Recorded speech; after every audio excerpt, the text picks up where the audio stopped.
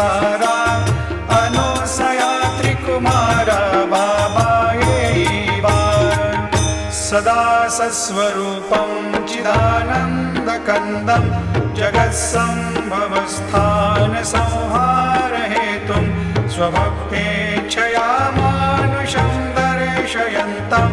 नमामीश्वरं सद्गुरुं साईनाथं भवद्वान्तविद्वांसमार्त